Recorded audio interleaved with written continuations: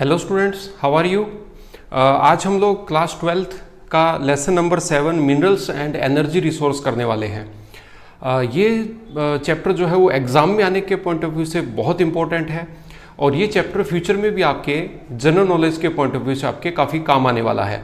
सो इस चैप्टर में काफ़ी सारा डेटा है जो आपको लर्न करना पड़ेगा। मैं ट्राई करूँगा कि आपको ट्रिक्स के थ्रू या कोई स्टोरीज के थ्रू मैं आपको ये चैप्टर का जो डेटा है वो लर्न करवा दूं। आइए हम लोग अपना चैप्टर स्टार्ट करते हैं।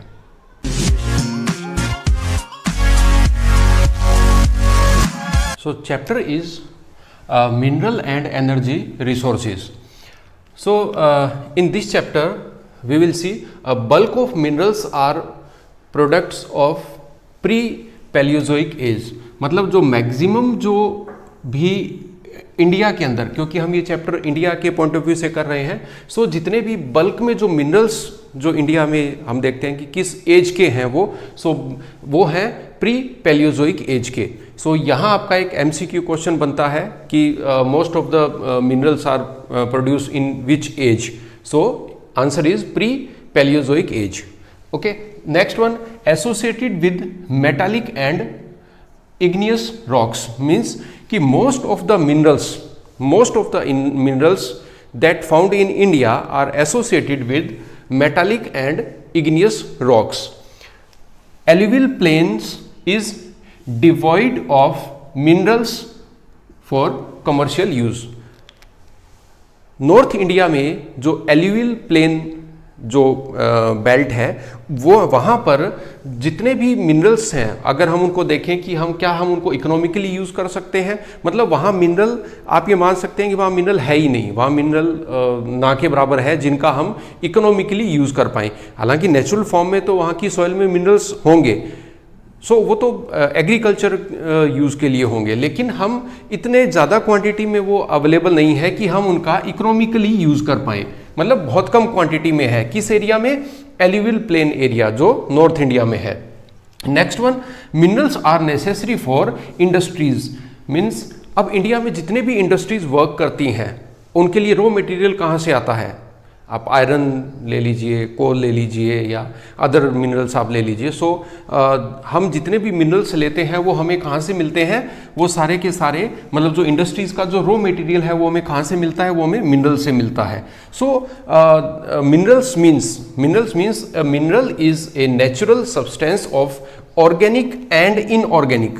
मतलब वो ऑर्गेनिक या इनऑर्गेनिक फॉर्म में होगा मिनरल, और उसकी कोई ना कोई केमिकल या फिजिकल या दोनों केमिकल एंड फिजिकल प्रॉपर्टीज उसकी होती है। मतलब मिनरल जो होंगे वो ऑर्गेनिक हो सकते हैं, इनऑर्गेनिक हो सकते हैं, और उनकी डेफिनेटली कोई ना कोई प्रॉपर्टी जरूर होगी, केमिकल प्रॉपर्टी और फिजिकल प्रॉपर्टी भी उनकी रहती है। On the basis of chemical and physical properties हम लोग मेटल्स को क्लासिफाई कर सकते हैं आगे 2 ब्रॉड कैटेगरीज में। First one is metallic minerals and second one is non metallic minerals. Metallic minerals means जिनके अंदर में मेटल वाली क्वालिटी होती है या जिनके अंदर में मेटल होता है या जिनसे हमें मेटल मिलता है, उन मिनरल्स को हम लोग बोल देते हैं मेटालिक मिनरल्स। और सेकंड आ जाता है नॉन मेटालिक मिनरल्स, जिनमें मेटल वाली क्वालिटी नहीं होती या मेटल वाली प्रॉपर्टी नहीं होती या जिनसे हमें मेटल्स नहीं मिलते, लेकिन फिर भी वो मिनरल है। ओके, ब्रॉड कैटेगरी में हम अगर इनको डिवाइड करें तो first one is metallic mineral and second one is non metallic mineral. Metallic mineral को अगर हम फर्दर आगे इसको क्लासीफाई करते हैं इसमें से आता है ferrous minerals and non ferrous minerals. Ferrous minerals means वो सारे के सारे मिनरल्स जिनमें आयरन के कंटेंट होते हैं, उनको हम लोग बोल देते हैं फेरस मिनरल्स। और जिनमें आयरन के कंटेंट नहीं होते लेकिन फिर भी वो मेटल है, मतलब मेटल है लेकिन उनमें आयरन के कंटेंट नहीं है, तो उनको हम लोग बोल देते हैं non metallic minerals, non ferrous minerals. Non ferrous minerals का example iron, manganese etcetera. Iron और मैंगनीज क्या है कि ये फेरस मिनरल है, मतलब इनके अंदर में आयरन वाली इनके अंदर में आयरन कंटेंट इनके अंदर में होते हैं, इसलिए हम इनको फेरस मिनरल बोलते हैं। और ये किसकी कैटेगरी में आते हैं? मेटालिक मिनरल में। सेकंड, नॉन फेरस मिनरल, जो मेटालिक मिनरल तो हैं लेकिन उनके अंदर में आयरन के कंटेंट नहीं है, उस कैटेगरी में आ जाते हैं कॉपर और बॉक्साइट। इस कैटेगरी में देखिए नॉन फेरस, नॉन मेटालिक में अगर हम देखें, नॉन मेटालिक में अगर हम देखते हैं तो इसको भी आगे हम लोग दो कैटेगरी में डिवाइड कर सकते हैं। First one is fuel minerals and other non metallic minerals. Fuel minerals कि वो मिनरल तो हैं लेकिन हम उनका यूज एज ए फ्यूल करते हैं, एज ए फ्यूल हम उनका यूज करते हैं, जैसे कोल, नेचुरल गैस और पेट्रोलियम प्रोडक्ट। सो ये किस कैटेगरी में आ जाते हैं? फ्यूल की कैटेगरी में। अब ये बनते कैसे हैं? ये जो फ्यूल मिनरल्स जो बनते हैं ये बनते हैं ब्रीड एनिमल्स और प्लांट्स से। सेकंड आ जाते हैं अदर नॉन मेटालिक मिनरल, जिसके अंदर में माइका, लाइमस्टोन, ग्रेफाइट एक्सेट्रा। सो यहाँ आपका एमसीक्यू क्वेश्चन भी तैयार होता है। यहाँ पर आपको 2-3 ऑप्शंस देके और उनमें से क्वेश्चन पूछा जा सकता है कि ये मेटालिक मिनरल है या नॉन मेटालिक है या किस कैटेगरी में आता है। सो उस तरीके से यहाँ से एमसीक्यू क्वेश्चंस आपका आराम से तैयार हो सकता है।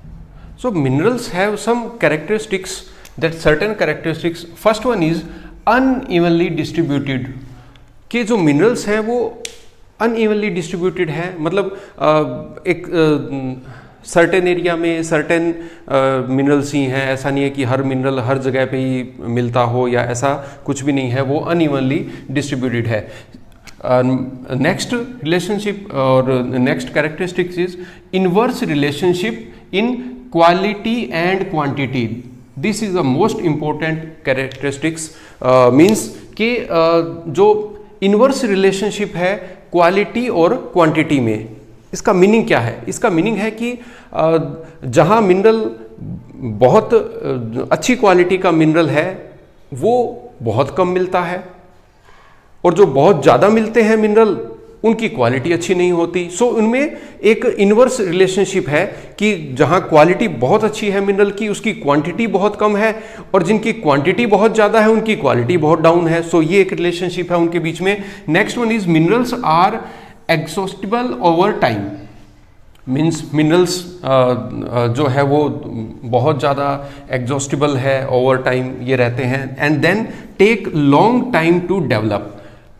मतलब मिनरल्स जो हैं उनको अगेन डेवलप होने में बहुत ज़्यादा टाइम लगता है। ऐसा नहीं है कि हम ये सोचें कि अब अगर कोल अगर अर्थ के ऊपर से ख़त्म हो गया या पेट्रोलियम अगर प्रोडक्ट अगर ख़त्म हो गए तो वो नेक्स्ट कुछ ईयर में वो दोबारा बन जाएंगे, ऐसा नहीं होता है। So they are taking long period of time, उनको दोबारा से बनने में या दोबारा डेवलप होने में उनको बहुत ज़्यादा टाइम लगता है। सो अब हम क्या कर सकते हैं एज ए ह्यूमन बीइंग या एज ए कंज्यूमर, हम क्या कर सकते हैं इन मिनरल्स के लिए? हम मिनरल्स को कंजर्व कर सकते हैं, मतलब जितनी नीड हो हम उतने ही मिनरल्स को यूज़ करें, ओवर यूटिलाइजेशन ना करें, ओवर यूज़ ना करें उन मिनरल का।